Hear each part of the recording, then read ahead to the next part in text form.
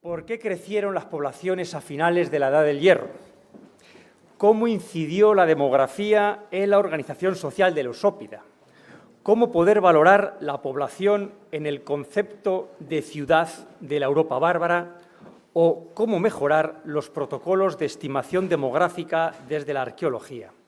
Intentar responder a estas preguntas exige, sin lugar a dudas, partir de la convicción de que la demografía es probablemente el factor o uno de los factores más relevantes en la investigación del fenómeno de la concentración urbana que tuvo lugar a finales de la Edad del Hierro y que dio lugar a esta emergencia de los Ópida. Sobre ello, demografía, sociedad y ciudades, nos va a hablar el profesor Gonzalo Ruiz Zapatero, catedrático de Prehistoria de la Universidad Complutense de Madrid, donde enseña Prehistoria y Arqueología desde finales de los años 70. Director del Grupo de Investigación sobre Protohistoria de Europa, sus principales líneas de trabajo son la Edad del Hierro, la arqueología de los celtas y la historia y divulgación de la arqueología. Ha dirigido numerosos proyectos de excavación en distintos yacimientos de la Edad del Hierro, publicado más de 300 trabajos en su especialidad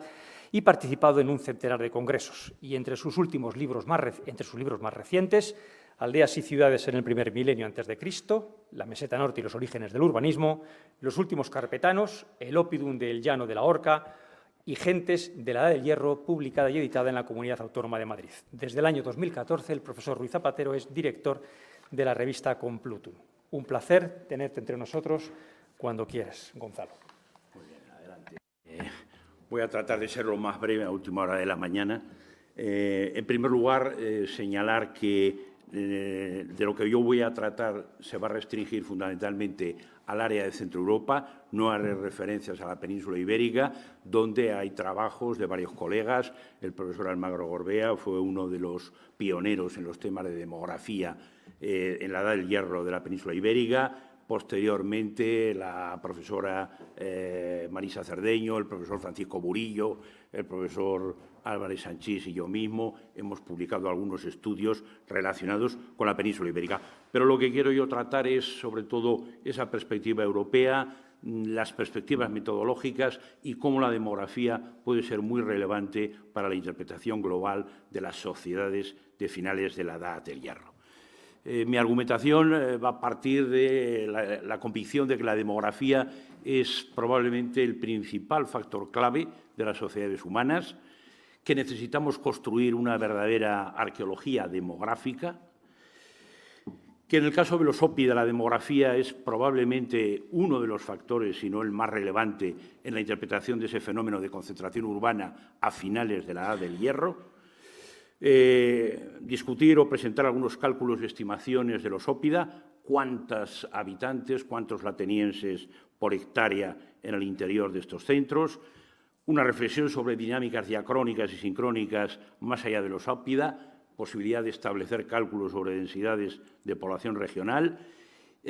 frente al escepticismo generalizado sobre los temas de demografía en arqueología, que razonablemente hay que tenerlos, me quedo con esa afirmación, que no es mía, es de un alemán, del profesor Nikulka. Las estimaciones demográficas son tan buenas como buenos sean los datos arqueológicos que manejamos. Y me parece que es una reflexión acertada. Y, por último, tratar de demostrar que las poblaciones, las cifras, los cálculos demográficos en sí mismos tienen un valor, pero el verdadero valor de la demografía está sencillamente en cómo la demografía la podemos entender y la podemos implicar dentro de la organización social, económica y política de esas sociedades de la Edad del Hierro. Los estudios de demografía en arqueología son relativamente recientes. Yo todavía recuerdo, y creo que escribí una reseña, del libro de Ferki Hassan, un egipcio que trabajó luego, sigue trabajando en Estados Unidos, un librito que se titulaba Demographic Archaeology, que no tuvo demasiada difusión, pero que desde luego a mí me llamó la atención porque siempre me han interesado los temas de demografía, desde que al hacer mi tesis el profesor Almagro me recomendó que leyera la tesis doctoral, el libro de Colin Renfrew, y el libro de Colin Renfrew sobre la emergencia de la civilización comenzaba con un apartado que trataba precisamente de la demografía. El trabajo de Ferki Hassan no tuvo mucha continuidad. De hecho, tendríamos que esperar a 1998, en el que el profesor Stephen Senan hace una recopilación de ensayos en la revista Well Archaeology, Population and Demography, con varios trabajos interesantes. El tema parece volver a retomarse con la monografía de Chamberlain, Demography in Archaeology, en 2006, que en buena medida es una especie de actualización del libro inicial de Ferke y Hassan. Se han publicado otros libros recientemente sobre poblamiento y demografía en arqueología, y sobre todo quiero llamar la atención sobre, de quien he tomado la cita anterior, el profesor Niculka, con esa monografía sobre arqueología demográfica, que es un estudio diacrónico desde el Bronce final hasta la época romana y contiene referencias específicas sobre Centro Europa enormemente sugestivas y enormemente interesantes. Podríamos decir, por lo tanto, que desde ese libro de Hassan, Demographic Archaeology, hasta el libro más reciente de Niculka sobre la misma cuestión, los estudios de demografía en arqueología han ido mejorando y probablemente creo que, como dice Niculka, la demografía arqueológica tiene hoy día su propia demarcación y, en cierto modo, me gustaría pensar que la demografía arqueológica de los años 80 ha devenido o está deviniendo en una auténtica arqueología demográfica, que es el reto que tenemos por delante. Con lo que acabo de decir, la demografía arqueológica o la arqueología demográfica es, de alguna manera, parodiando a los términos de Pierre Vilar, es una arqueología en construcción. Llevamos más de 40 años intentando hacer esta nueva aproximación al pasado sobre uno de los elementos absolutamente fundamentales, que es, sencillamente, las poblaciones protagonistas de las historias que analizamos. Para tener algunas referencias, en el caso del continente europeo, la extensión, la población actual, a finales de la Edad del Hierro, siglo I antes de la era, se ha estimado que en todo el mundo podría haber una población de unos 300 millones de habitantes. En Europa podríamos estar hablando, para ese momento de finales de la Edad del Hierro, entre 15 y 30 millones de habitantes. Italia 6 o 7 millones, Alemania 3-4, las Islas Británicas 3-4, Francia, aunque no está ahí, aparecería por una cifra similar o ligeramente superior, Escandinavia medio millón de habitantes. La dinámica poblacional, en términos muy generales, seguiría desde la primera Edad del Hierro con un ligero crecimiento y un crecimiento más marcado a lo largo de la segunda Edad del Hierro hasta el cambio de era. También otra referencia sobre las vidas en la Edad del Hierro, manejando cifras también de consenso. La esperanza de vida media al nacer sería de unos 25 años, la esperanza de vida con 25 años unos 30, la esperanza de vida con 20 años 35, 45 y, desde luego, los que vivían más allá de 60 años eran menos del 5% de la población. Voy a pasar muy rápido porque Manuel Fernández Guez ya lo ha señalado muy marcadamente. En el estudio de la emergencia de las primeras ciudades en la Europa templada, una sorpresa en ese proceso evolutivo ha sido la identificación de centros hallstáticos que, a final de ese periodo, como es el caso de Heuneburg, se ha descubierto que no solamente contienen una acrópolis, una ciudad baja, sino también toda una aglomeración exterior que se ha estimado que podría rondar una población de unos 5.000 habitantes. Algo absolutamente novedoso, porque hasta ahora, a finales de la Edad del Hierro, en la Europa templada, en la Europa del norte de los Alpes, nadie pensaba que podían haber existido núcleos con carácter urbano con ese valor. El propio Manuel Fernández Guez y Ralston han publicado recientemente un artículo muy interesante sobre las residencias principescas al norte de los Alpes, tratando justamente de estudiar cómo no solo Heuneburg, sino también Vaux o Mont-la-Soie recogen evidencias de centros que podríamos calificar de urbanos, con superficies, desde luego, muy considerables, tanto en Heuneburg como en Mont-la-Soie, en Vaux con una distribución más dispersa y con un calificativo que me parece muy acertado. Podríamos decir que estos centros urbanos llama la atención por esta magnitud en la población inferida, por la complejidad y, como resaltan Fernández Guez y Ralston, también al mismo tiempo por la fragilidad, porque rápidamente, cuando se produzca el declive de esos centros alostáticos, esto va a desaparecer y vamos a entrar en esa etapa de descentralización. Si pasamos a los ópida, un mapa que ya hemos visto repetidamente, con una selección de los ópida, normalmente en casi todos los mapas con una gradación con la superficie o la extensión que tienen estos centros de la Europa templada, centros con asentamientos impresionantes, como es el caso de Zavis, en la zona oriental, con varios recintos, antemurallas y una superficie enormemente considerable, como veremos. El caso de Manching, en Alemania, uno de los mejor estudiados, que al mismo tiempo refleja también cómo la delimitación hecha con la muralla ha permitido identificar y sigue permitiendo identificar, es el yacimiento de los ópida centroeuropeos más importante desde el punto de vista del tiempo que lleva investigando sobre él. Hay áreas que están o presentan indicios de ocupaciones densas, otras áreas presentan escasa ocupación y algunas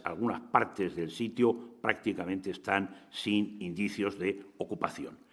En el caso de Bibracte, bien conocido también, que ya hemos visto repetidas imágenes, el proyecto que dirige el profesor Vincent Guissard ha ampliado la cifra que hasta ahora se conocía de la superficie de Bibracte. Hasta hace poco 130, 140 hectáreas era el valor adjudicado. La publicación reciente de Guissard habla de 200 hectáreas solo para el gran conjunto de Bibracte. En su máximo esplendor, entre el 40 y el 20 a.C., Bibracte habría tenido alrededor de unos 1.000 edificios, con una estimación de entre 5 y 10.000 habitantes, sin contar ocupaciones periféricas que hay alrededor, algunas de ellas tan grandes como 100 hectáreas. Es decir, que estamos hablando de un proceso de concentración de población de una gran envergadura. El tiempo de los ópida en la zona centroeuropea es un fenómeno que tiene su eclosión realmente a comienzos del siglo II, sobre todo entre el inicio y mediados del siglo II. Hoy día las cronologías de los sitios las tenemos cada vez mejor acotadas y, de alguna manera, aunque algunos sitios puedan tener algún origen ligeramente anterior a finales de la TEN-C, la mayoría de ellos, su tiempo central es a lo largo de la TEN D1 y la TEN D2, y el declive empieza a producirse, desde luego, en tiempos de Augusto. Aparte de la cronología, digamos, cultural y de la cronología en términos absolutos, me parece que es importante, por lo menos, hacer el ejercicio heurístico de pensar en términos de tiempo humano, es decir, pensar en términos de generaciones, de manera que esa etapa inicial podría incluir sencillamente a lo que podríamos llamar las generaciones pioneras que crearon, construyeron y habitaron en un primer momento esos centros. Luego tendríamos una serie de generaciones de desarrollo de los ópida, aunque, como se ha insistido, la duración de cada uno es también muy dispar. Hay sitios que están ocupados probablemente durante unas pocas décadas, otros que están ocupados durante 100 o 150 años, y también reflexionar porque probablemente podríamos identificar generaciones terminales en ese proceso de ocaso o de final de los ópida. Los criterios o las razones que hemos venido argumentando han sido sobre todo la intensificación agraria y artesanal a finales de la Edad del Hierro, la creación de una estructuración político-religiosa del territorio en el cual los ópida adquieren su sentido, un incremento de la conectividad social y, sobre todo, de los intercambios y de los procesos de comercio a larga distancia, e indudablemente también un crecimiento demográfico que es, de alguna manera, el motor inicial o la causa inicial de los otros vectores.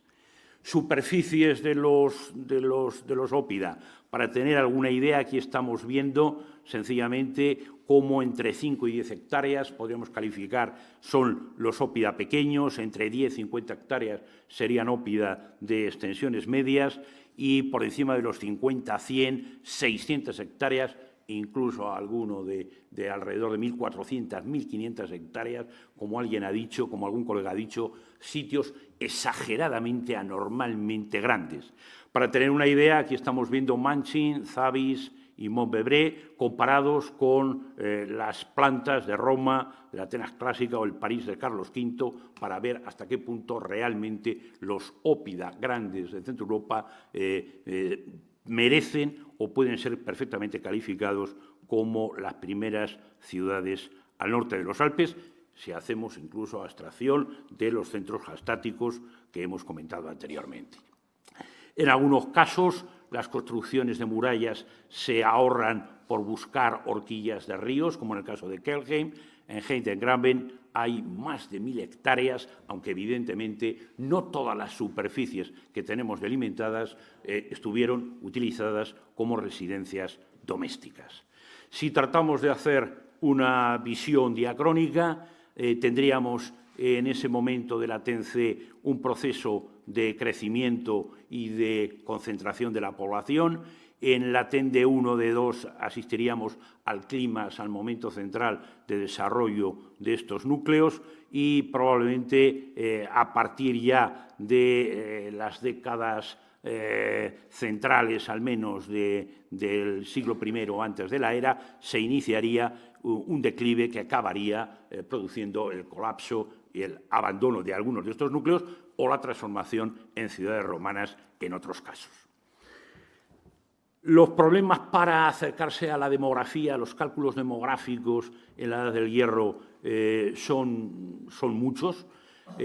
Por un lado, tradicionalmente se intentó buscar en los cementerios, a través de la contabilización del número de tumbas, para, calculando el tiempo de uso del cementerio y la vida media, conseguir cifras aproximativas a la comunidad viva.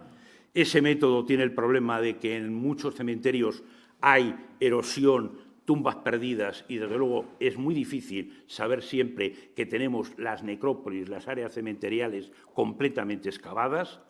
Otro procedimiento que se intentó utilizar en los años 80 fue a partir de los asentamientos, calcular radios de 5 kilómetros en torno a los sitios a través del llamado Site Catchment Analysis, el análisis de captación del yacimiento, para tratar de inferir umbrales máximos de población a partir de la capacidad de recursos alimenticios que se podían obtener en los territorios con aprovechamiento agrícola o ganadero en esos territorios. Algo también difícil y cuestionable.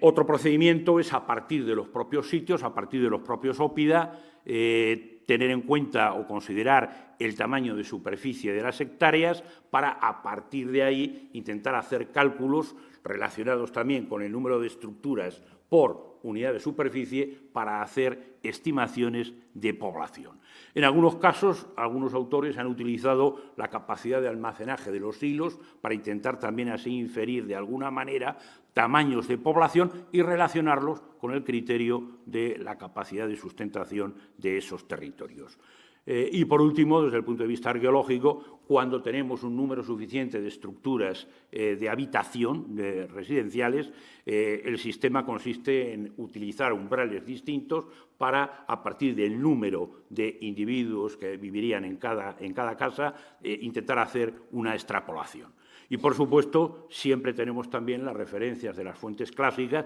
que, de alguna manera y de forma independiente, podemos contrastar con las estimaciones obtenidas a través de la arqueología.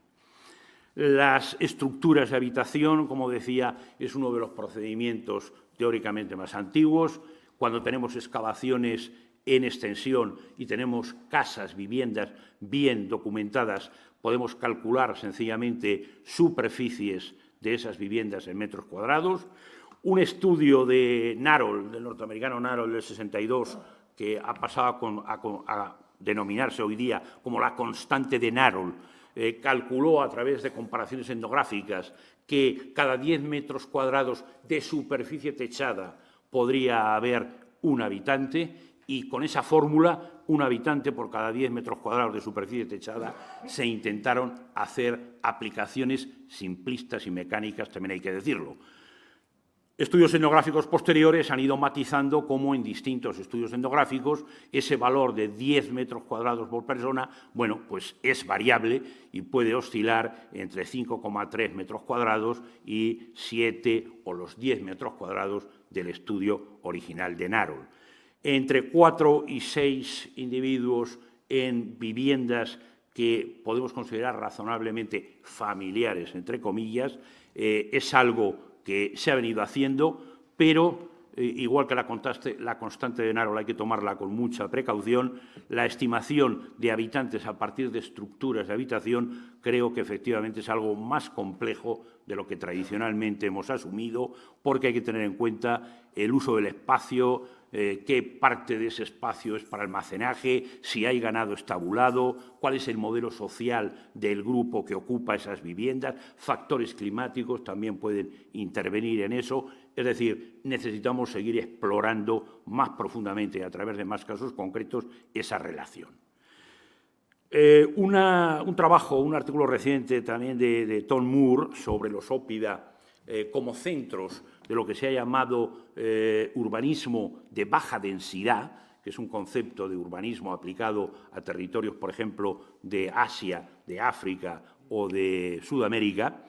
reflexiona sobre que, aparte del hecho de las grandes superficies que desplazan los grandes óppida, cuando uno trata de aquilatar cuáles son las evidencias de superficie de ocupación, de área de ocupación, eso disminuye sensiblemente. Incluso, por ejemplo, en el caso de Bibracte, la documentación de esos centros la ha comparado Moore, por ejemplo, con un ejemplo de urbanismo de baja densidad, el de Lleno, que podría, salvando distancias, cronologías y demás, actuar de referencia para repensar cómo pensamos la población de los óppida. Algunos de los más grandes: Kelheim, Manchin, Bibracte, Zavis, Stare Radisco. Aquí estamos viendo las estimaciones en superficie en hectáreas. Otra cosa importante es tener en cuenta que en los mejor investigados, como Manchin, apenas un 8 o algo más de un 8% es lo que conocemos excavado. En el caso de Bibracte, un 3%, pero que en la mayoría de los óppida ese porcentaje de superficie excavada es todavía menor. En Kelheim se han estimado 5.000, entre 5.000 y 20.000, 1.700, 4.000 en el caso de Manchin, 5.000, 10.000 en Bibracte, 3.400 en Zavis, Stare Radisco, 3.000, 5.000, y aquí lo que he hecho es un cálculo de la densidad de poblamiento, que también es interesante para ver valores diferentes. Entre 8, algo más de 8 y algo más de 33 sería la densidad en Kelheim. En Manchin más baja, 4,4, 10,5. En Bibracte, probablemente con el valor más alto, tenemos una densidad enormemente grande, 50 habitantes por hectárea. En Zavis serían unos 20, y en Stare Radisco este sistema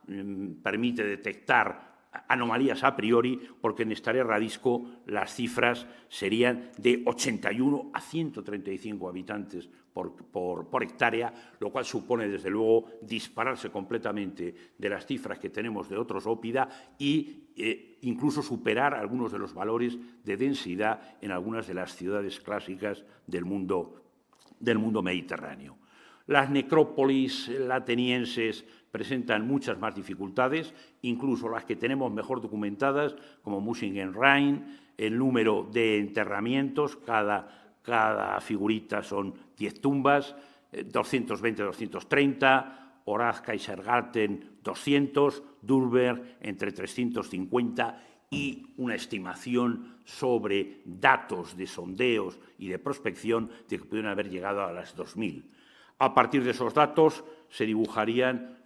comunidades vivas de 15-25 habitantes para las dos primeras, y en el caso de Dunber estaríamos hablando de una comunidad viva de 200-205 habitantes. Nunca tendremos la seguridad de que toda la gente que vivió en cada uno de esos ópida está enterrada en cada uno de estos recintos cementeriales. Si viéramos una perspectiva de tiempo largo, diacrónico, enlazando con lo que había presentado esta mañana Manuel Fernández Guez, tendríamos este crecimiento o este proceso de centralización, este urbanismo hallstático que estamos descubriendo con hasta 100 hectáreas en el caso de Heuneburg, con población de varios millares, un crecimiento demográfico con asimetrías sociales, estímulos del Mediterráneo y, como decía, una vida corta, inestabilidad y el carácter efímero de esos sitios. Un urbanismo de baja densidad en el que, en cualquier caso, lo importante es lo que también se ha llamado o se ha denominado la densidad social.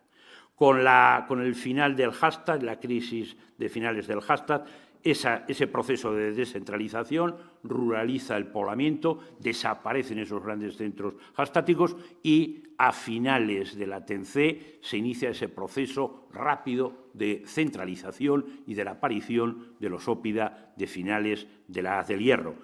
Relacionar este proceso de descentralización con las migraciones célticas de fuentes históricas está siendo cuestionado, por ejemplo, a través de los análisis isotópicos de los restos esqueléticos de cementerios, en los cuales se puede detectar cuál es el porcentaje de miembros de la población enterrada que pertenecen a la zona local y cuáles son o corresponden o vienen de otras áreas. Y eso parece que, desde luego, está haciendo, por lo menos, cuestionar en algunos trabajos recientes, está haciendo cuestionar la idea de esas migraciones célticas masivas y a grandísima escala. En Alemania, Zimmermann ha tratado de construir un modelo, no puedo entrar en detalles, uno de los trabajos más interesantes de protohistoria, Zimmermann y otros autores en 2009, para construir un modelo jerárquico de niveles de escala para manejar a partir de la identificación de sitios, polígonos Thyssen, isolíneas con áreas de poblamiento, calibración de áreas de poblamiento por regresión y, de esa manera, a partir de los datos de excavación de las distintas unidades, llegar a estimar densidad de sitios y tratar de explorar qué factor jugó las migraciones en las poblaciones de finales de la TEN. Eso permitiría hacer comparativa de densidades de población. Ese trabajo de Zimmermann compara las densidades en el mismo territorio de una zona del Rin desde el Neolítico hasta la época actual y resulta muy interesante y muy ilustrativo poder tener esa comparación de las densidades a lo largo de distintas etapas. Hay dos áreas en donde los estudios de cálculos de densidad de poblamiento han tenido más relevancia. Una de ellas es en Centroeuropa, en la República Checa, concretamente el caso de Bohemia, sobre todo la mitad norte de Bohemia, es una de las zonas más interesantes y en donde ha habido más estudios sobre esta aproximación demográfica a los ópida. Para la TEN antiguo y medio, en Bohemia se ha estimado valores de 4,2 habitantes por kilómetro cuadrado, mientras que en el caso del territorio de Francia, para el inicio y la fase media de la TEN, los valores oscilarían entre los 4 o 5 habitantes por kilómetro cuadrado y a finales de la TEN, en el momento de eclosión y de auge de los ópida, podría llegar a 6 habitantes por kilómetro cuadrado. El valor de estos datos no son los datos en sí, es la posibilidad de comparación relativa y el valor heurístico que se deriva de esa comparación relativa. Un trabajo reciente, por ejemplo, en Francia, ha propuesto, para interpretar cómo se organizó el poblamiento a finales de la TEN-D, construir un modelo a partir de la idea de las rutas de acceso, identificando fundamentalmente grandes vías fluviales, identificar rutas terrestres, crear un modelo teórico de accesibilidad a través de ríos y a través de rutas terrestres, para luego comparar eso con la ubicación exacta y concreta de los distintos centros. Al menos a partir de este estudio, de este modelo, se puede ver cómo encaja el modelo con el patrón de distribución, cómo los tipos de sitio, incluidas las aglomeraciones abiertas, se diferencian de los ópida o cómo podemos buscar una diferenciación, o también si los grandes centros coinciden con áreas en donde podríamos identificar mercados potenciales con territorios con una población potencialmente interesante. Termino con un modelo, voy terminando con un modelo de uno de estos centros, de los estudios de los checos, de Staré Radisko, un trabajo reciente en el que se trataba justamente, además de relacionar la demografía, el declive demográfico, con la aparición de estos grandes centros de finales de la Edad del Hierro. Dinámicas poblacionales, cambios medioambientales, sobre los que también ha insistido Fernández Guez, la interacción de los ópida con sus hinterlands, es decir, cómo se articulaban los ópida con las poblaciones rurales que estaban en sus territorios circundantes y las estrategias de subsistencia. Tenemos que construir relaciones entre todos esos 4 grandes factores para intentar entender hasta qué punto la población, las dinámicas de población fueron importantes. El cálculo de ese estudio ha jugado con distintos valores, haciendo un estudio con carácter heurístico a partir de una población inicial en Staré Radisko de 600, 800 habitantes, jugar con un modelo de crecimiento del 2% anual sin problemas, esta sería la cifra alcanzada, jugar con que se produce una pérdida entre el 30 y el 60% de la población a través de migraciones importantes, la población obtenida descendería, un decrecimiento gradual, un crecimiento del 3%, pero al mismo tiempo una migración continuada y sostenida en el tiempo, que nos daría 1.800 habitantes, o un decrecimiento epidémico, cuando se pierde entre un 30 y el 60% de la población, más conspicuo en ciertos segmentos de edad y la población oscilaría alrededor de los 2.500 habitantes. El valor heurístico de estos modelos es lo que permite, en una especie, yo creo que casi de vuelta a los modelos en arqueología, a partir de los estudios, sobre todo de los años 70 y primeros 80, precisamente para utilizarlos como ensayo y manera de pensar qué dimensiones son las que pueden ser más interesantes para estudiar en el futuro. En Staré Radisko, estos autores han jugado con el Size Catchment Analysis, obteniendo recursos posibles, estableciendo umbrales, calculando requerimientos calóricos de la población, dando distintos valores del tamaño de la población. Consecuentemente, habría que intensificar los recursos, calcular la productividad de cereal por hectárea, calcular los requerimientos calóricos de la población y, con todo eso, sencillamente llegar a establecer umbrales mínimo y máximo de la población, modelos de dinámicas de la población que juegan con requerimientos energéticos, fuerza de trabajo disponible, población por segmentos de edad en el Oppidum y que, insisto, lo interesante no son las cifras en sí, sino lo que las cifras en sí nos pueden llevar a pensar y a recapacitar.